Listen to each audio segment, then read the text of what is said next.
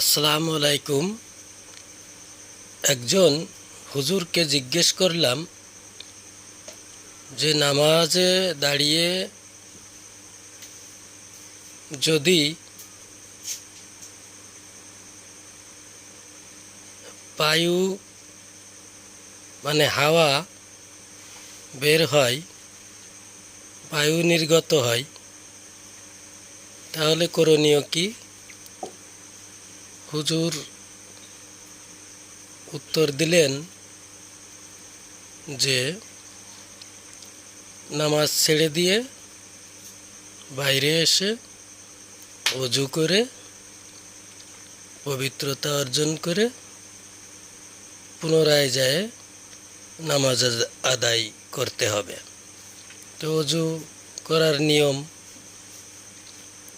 দুই হাতের কুনহ পর্যন্ত ধোয়া, 3 বার গালে পানি দেয়া, 3 বার নাকে, মুখমণ্ডল ধৌত করা, মাথা মোছা করা এবং পা ধোয়া।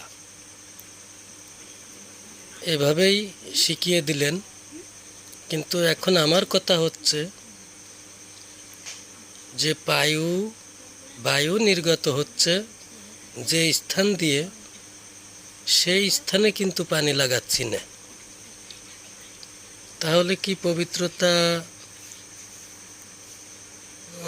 আসলেই পবিত্রতা অর্জন হলো? আপনাদের মতামত কি? এই হাদিসটির বিষয়ে যদি আপনাদের কোনো মতামত থাকে, বিজ্ঞ ব্যক্তিগণ দয়া করে একটু জানাবেন সকলে।